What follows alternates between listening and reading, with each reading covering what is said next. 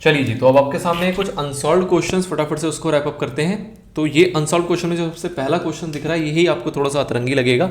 Although है बहुत simple, but आप क्वेश्चन को अगर इनिशियली बिल्कुल लेमन लैंग्वेज में पढ़ेंगे तो आपको हो सकता है थोड़ा सा इसमें डिफिकल्टी आए। क्या क्वेश्चन कह रहा है? First question is an asset may be defined as a bundle of services, explain with an example. कह रहा है एक एसेट जो है उसको हम कह सकते हैं कि इसके अंदर बंडल ऑफ सर्विसेज होती हैं, बहुत सारी सर्विसेज इंक्लूड होते हैं, आपको एग्जांपल के साथ बताना है।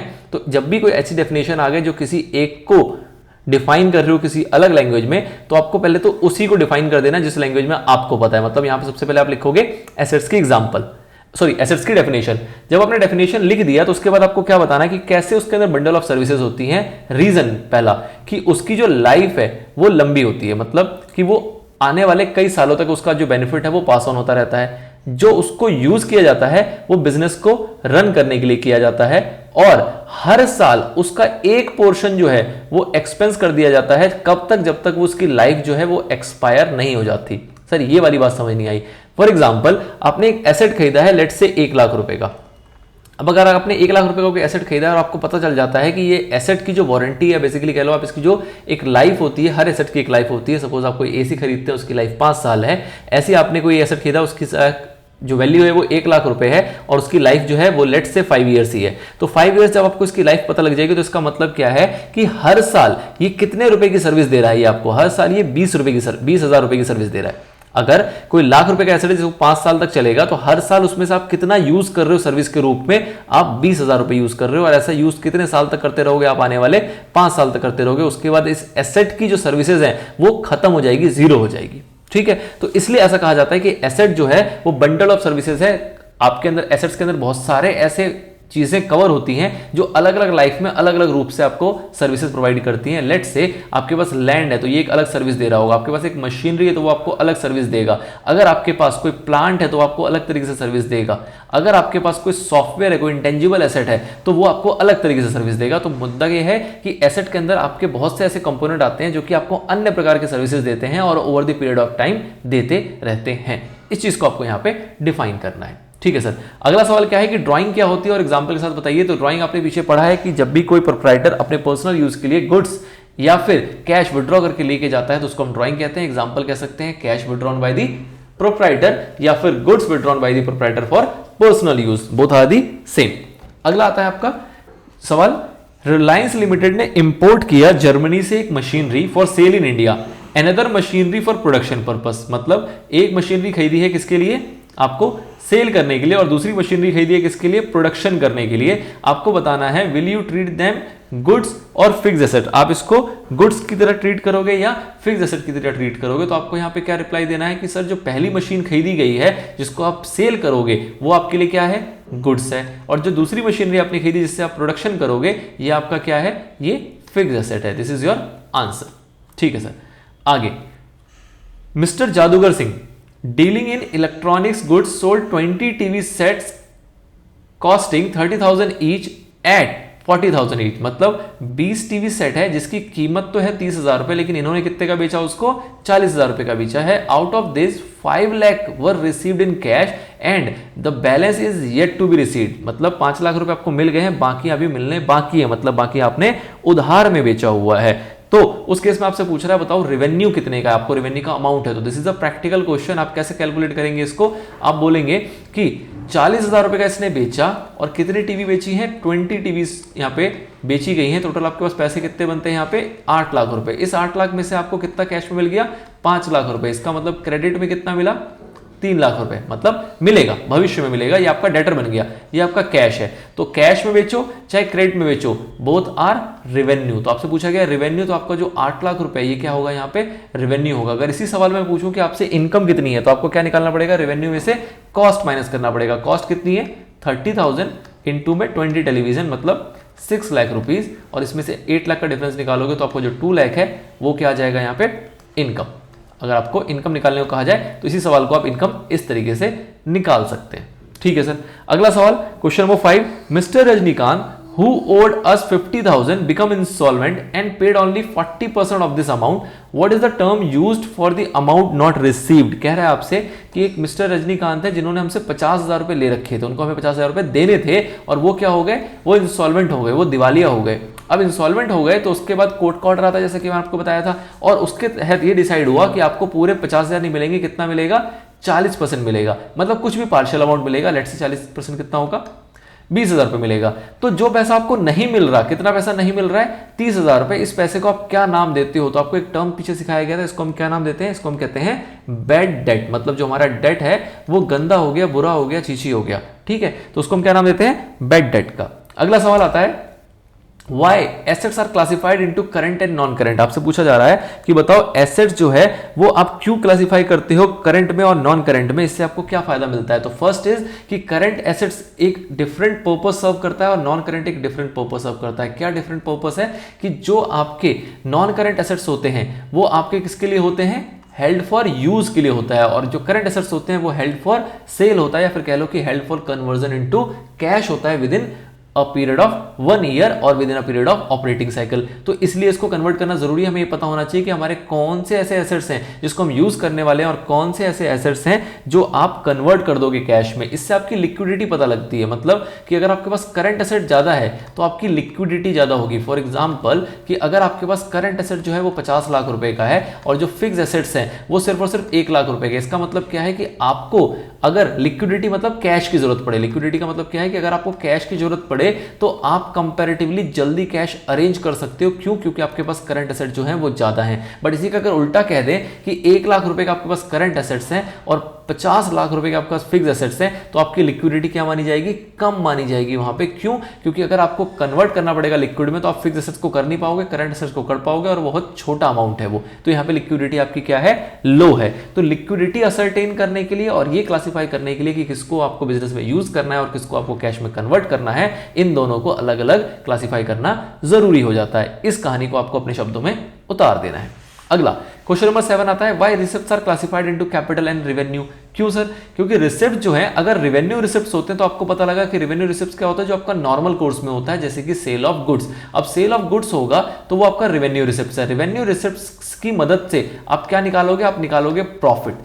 मतलब कि जितने भी आपके सेल ऑफ गुड्स होंगे उसमें से सारे आप खर्चे माइनस करोगे, आपका क्या निकल के आएगा, प्रॉफिट निकल के आएगा। इसका मतलब कि जितने भी रेवेन्यू रिसिप्ट्स होते हैं वो आपके किस लिए काम आते हैं, प्रॉफिट या फिर लॉस निकालने के लिए। इसका मतलब कि उसको आपको कहां पे लिखना पड़ता है, प्रॉफिट एंड लॉस अकाउंट में लिखना पड़ता है। लेकिन जो आपके कैपिटल रिसिप्ट्स है, कैपिटल रिसिप्ट्स कब होता है, जब आप सपोज किसी एसेट को बेच देते हैं तो आपके पास जो पैसा आता है वो कैपिटल रिसिप्ट कहलाता है। और कैपिटल रिसिप्ट से आपका एसेट बिका है, मतलब एसेट्स की आपकी वैल्यू जो है वो कम हो जाएगी, कम हो जाएगी, तो इससे आपकी फाइनेंशियल पोजीशन पे इंपैक्ट आएगा और ये जो है वो आपके बैलेंस शीट का पार्ट बनता है। इसलिए क्लासिफाई करना जरूरी है ताकि आप ये पता लगा सको कि किन किन चीजों को, कौन कौन से आपके रेवेन्यू रिसिप्ट्स हैं जिसको आपको प्रॉफिट एंड लॉस अकाउंट में लेके जाना है और कौन कौन से आपके कैपिटल रिसिप्ट्स हैं जिसको आपको बैलेंस शीट में लेके जाना है। तो ये क्लासिफिकेशन आप तभी कर पाओगे जब आपको पता होगा कि कौन से रिसिप्ट्स रेवेन्यू नेचर की है और कौन से रिसिप्ट्स कैपिटल नेचर की है। सेम आपका अगला क्वेश्चन है कि एक्सपेंडिचर में ऐसा क्यों होता है कि हमें कैपिटल रेवेन्यू में क्लासिफाई करना पड़ता है। रीजन फिर से सेम है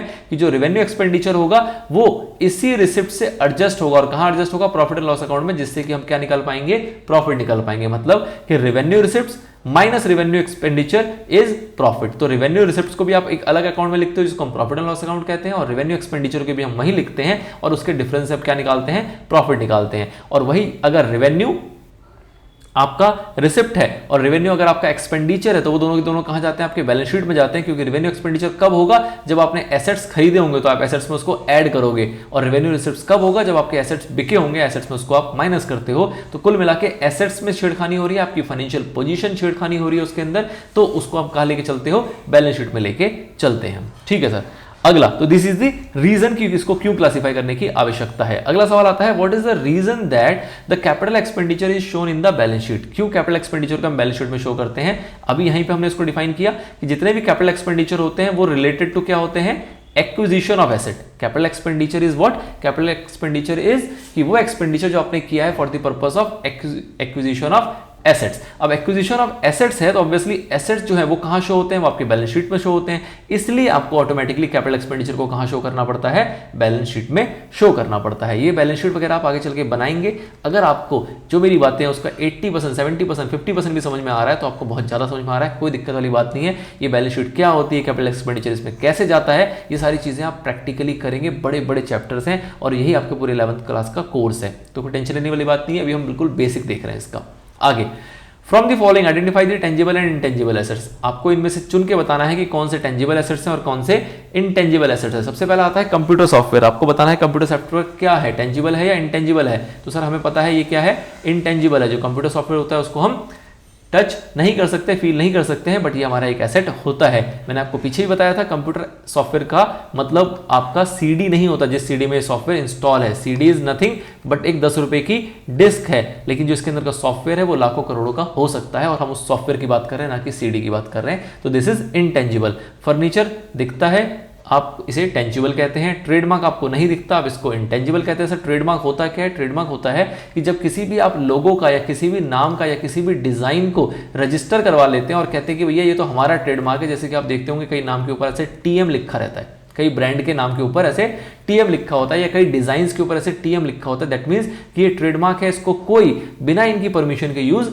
नहीं कर सकता। इन पे इन्होंने ट्रेडमार्क करा लिया है। तो कोई भी यूनिक डिजाइन, यूनिक लोगो, यूनिक नाम होता है तो उसका ट्रेडमार्क करवाया जाता है और वो जो व्यक्ति कराता है उसका वो अधिकार क्षेत्र में आता है, उसका वो एसेट बन जाता है। ठीक है sir. Land and building tangible है। गुडविल आपको पीछे समझा चुके हैं, दो टाइप की गुडविल होती है, परचेज गुडविल अलग होती है, सेल्फ जनरेटेड अलग होती है। सेल्फ जनरेटेड हमारी बुक्स में आती ही नहीं है, परचेज गुडविल आती है और वो गुडविल हमारे इनटेंजिबल एसेट का पार्ट होती है। पेटेंट्स क्या होता है सर, पेटेंट्स क्या होता है जब कोई भी चीज आप नई खोज करते हो, कोई चीज आप खोज करते हो तो उस नई खोज को कोई और ना चुरा ले या कोई और उस पर अपना अधिकार ना जमाने लग जाए, तो उसके लिए आप उसके पेटेंट राइट्स करवा लेते हो। मतलब कि आप उसको रजिस्टर कर देते हो कि भाई साहब ये खोज मैंने की है, इस पे मेरा अधिकार है, अगर इसको किसी को यूज करना है तो मुझसे आके परमिशन लेगा और मुझे उसके लिए पैसे देगा। उस पैसे को हम बोलते हैं रॉयल्टी। ठीक है। तो जैसे कि राइस जो है, राइस सबसे पहले जो खोज की गई उसकी कहां खोज की गई, इंडिया में खोज की गई, लेकिन इंडिया वालों ने क्या किया, इसका पेटेंट राइट नहीं लिया। इंडिया वालों ने खोज किया और इसको कंज्यूम करना शुरू कर दिया, आगे बेचना शुरू कर दिया। किसी और विदेश ने, मतलब किसी और देश ने जो कि इंडिया के अलावा है, उसने क्या किया, इस राइस का क्या ले लिया, पेटेंट ले लिया। और आज के टाइम पे कहा जाता है कि ये राइस की जो खोज की है वो किसने की है, उस देश ने की है, इंडिया ने नहीं की। बट ये की किसने थी, इंडिया ने की थी। तो इस टाइप की चीजों से बचने के लिए कभी भी कोई आप नई चीज ढूंढते हैं, नई चीज डिस्कवर करते हैं, तो उसका आज के टाइम पे क्या करा लेते हैं, पेटेंट राइट्स। तो इस टाइप के कोई राइट्स आपके पास है तो वो भी क्या है, एक प्रकार का इनटेंजिबल एसेट्स है। प्लांट एंड मशीनरी आपको पता ही है क्या है, टेंजिबल एसेट। अगला आता है कि आपको बताना है explain the following terms with example. In terms को आपको एग्जांपल के साथ एक्सप्लेन करना है कि कैपिटल एक्सपेंडिचर क्या होता है। हमने पीछे बात कर ली, कैपिटल एक्सपेंडिचर का जो एग्जांपल है वो क्या है, acquisition of fixed asset, acquisition of plant and machinery, acquisition of furniture, purchase of furniture is the example of capital expenditure. और नॉन करंट एसेट क्या है, इसी जिसकी हम एक्विजिशन कर रहे हैं, इसमें से एक्विजिशन हटा दो, plant and machinery, this is what non current assets. जो आपकी लैंड है ये क्या है, नॉन करंट एसेट्स। तो इजीली आप इसको डिफाइन कर लोगे, एग्जांपल आप इसका लिख लोगे। Explain the following terms, in terms को आपको एक्सप्लेन करना है। रेवेन्यू हम पीछे बहुत बार एक्सप्लेन कर चुके हैं। रेवेन्यू क्या होता है, वो अमाउंट जो कि आप अर्न करते हो, चाहे सेल ऑफ गुड्स से कर लो, चाहे आप अदर रिसिप्ट से कर लो, जैसे कि आपका रेंट रिसिप्ट हो गया, कमीशन रिसीव हो गया, वो सारे का सारा आपका रेवेन्यू में कवर होता है। ट्रेड पेबल क्या होता है, ट्रेड पेबल कॉम्बिनेशन है दो टर्म का, नंबर 1 इज क्रेडिटर और नंबर 2 इज बिल पेबल।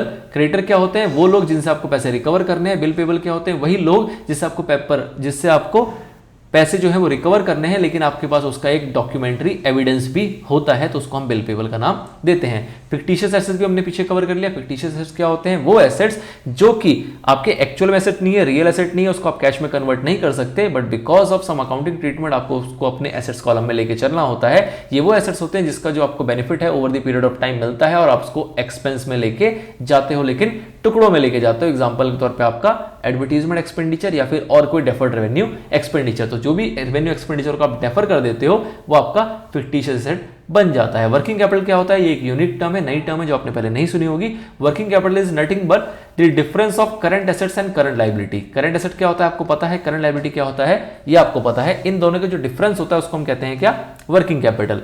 मतलब कि आपके पास वो पैसा जो यहां पर है जिसको आप कैश में कन्वर्ट कर दोगे 1 साल के अंदर, या फिर जो ऑलरेडी कैश है उसको हम करंट एसेट कहते हैं। और ये वो लाइबिलिटी है जो हमें किसी को और को चुकानी है 1 साल के अंदर अंदर, मतलब ये वो पैसा है जो हमारा 1 साल का पैसा है मोटा मोटा। इसको आप क्या कह सकते हो कि आपके 1 साल का पैसा या तो ऑलरेडी कैश में या फिर 1 साल में कैश में कन्वर्ट हो जाएगा। सपोज कीजिए 10 लाख रुपए, लेकिन आपके इस 10 लाख में से आपको ऐसी लाइबिलिटीज भी है जो आपको 1 साल के अंदर चुकानी है, लेट से 2 लाख रुपए। तो आप क्या बोलते हो कि आपके पास जो काम करने के लिए कैपिटल है, मतलब वो पैसा जिसको आप कहीं और लगा सकते हो, यूज कर सकते हो, वो कितना है? सिर्फ और सिर्फ 8 लाख रुपए। मतलब कि करंट एसेट आपका 10 लाख का है, मतलब ये वो पैसा है जो कि आप 1 साल के अंदर इन कैश कर लोगे, कैश की फॉर्म में ले आओगे। लेकिन क्या इस 10 लाख को आप यूज कर सकते हो? नहीं यूज कर सकते। क्यों? क्योंकि आपके पास कुछ ऐसी ऑब्लिगेशन भी है, कुछ ऐसी लाइबिलिटी भी है जो आपको 1 साल के अंदर अंदर सेटल करनी पड़ेगी, जिसको हम करंट लाइबिलिटी कहते हैं। तो इसलिए हम उसको इसमें से माइनस कर देते हैं और फिर जो पैसा बचता है उसको हम बोलते हैं क्या? ये वर्किंग कैपिटल है, इसको हम वर्किंग में ला सकते हैं। ये वो पैसा जिसको हम वर्किंग में यूज कर सकते हैं। तो this is the definition of working capital, जो कि आपने पीछे कवर नहीं की थी। Last but not the least, आपसे कहा जा रहा है कि ये कुछ आइटम दिए गए, इसको क्लासिफाई करना है कि कौन से एसेट्स हैं, कौन सी लाइबिलिटीज है, कौन सा एक्सपेंस और कौन सा रेवेन्यू है। तो सेल्स क्या है सर? सेल्स जो है वो आपका रेवेन्यू होता है। बैंक बैलेंस क्या है? तो बैंक का जो पैसा है वो आपका एसेट होता है। डेटर क्या है सर? डेटर भी हमारा एसेट होता है। बैंक ओवरड्राफ्ट का मतलब नेगेटिव बैंक है, बैंक से आपने उधार लिया हुआ, उसको हम बैंक ओवरड्राफ्ट कहते हैं, जो कि आपका रनिंग अकाउंट होता है, लेकिन उसमें जो बैलेंस है वो ओवरड्राफ्ट में चल रहा है, मतलब नेगेटिव में चल रहा है। तो ये आपकी लाइबिलिटी का पार्ट बनेगा। क्रेडिटर्स आपको पता है लाइबिलिटी होती है। सैलरी आपने मैनेजर को दिया, ऑब्वियसली आपका खर्चा होता है, एक्सपेंस होता है। डिस्काउंट टू डेटर को आपने कोई डिस्काउंट दिया है तो ये भी आपका क्या है? एक्सपेंस है। मतलब आपके किसी की उधारी थी 5 लाख रुपए की, आपने कहा भाई साहब 4 लाख ही दे दो, कोई दिक्कत नहीं, तो आपने 1 लाख रुपए का डिस्काउंट दे दिया, तो आपका ये क्या है? खर्चा है। उसके बाद कॉस्ट ऑफ गुड्स सोल्ड, आपको पता है आपका ये एक्सपेंस होता है। जो आपकी मशीनरी है ये आपकी एसेट में आती है। बैड डेट आपका नुकसान है, आपके डेटर था, अगेन यहाँ पे आपने खुद से डिस्काउंट दिया, यहाँ पे आपका वो पैसा लेके भाग गया, वो आपका पैसा नहीं चुका रहा, वो इंसॉल्वेंट हो गया, तो किसी भी तौर पे ये आपका नुकसान हुआ है, ये भी आपका एक्सपेंस में आता है। इंटरेस्ट ऑन लोन पे कभी भी इंटरेस्ट दिया जाता है अनलेस अदरवाइज लिखा हो कि इंटरेस्ट ऑन लोन रिसीव्ड। अगर इंटरेस्ट ऑफ लोन सिर्फ ये टर्म लिखा हुआ है, दैट मींस ये वो लोन है जो आपने लिया है। आप इसको ये ना समझिए कि ये वो लोन है जो आपने दिया है। तो अगर आपने ये लोन लिया है तो उसके ऊपर ऑब्वियसली आप ब्याज भरोगे, और ब्याज अगर भरोगे तो वो आपका ब्याज क्या होगा? खर्चा माना जाएगा, एक्सपेंस माना जाएगा। और रेंट रिसीव, नाम से पता लग रहा है कि रेंट आपको रिसीव होगा, तो ये आपका क्या है? रेवेन्यू है। तो इस तरीके से आप इसको क्लासिफाई करते हैं। कुछ एग्जांपल्स हमने देखे हैं, आगे प्रैक्टिकल क्वेश्चंस में इसके और एग्जांपल्स भी हम देखेंगे। तो this is all about unsolved questions. अब अगली कैटेगरी फिलअप्स और ट्रू फॉल्स की आएगी, वो करते हैं एक छोटे से ब्रेक के बाद।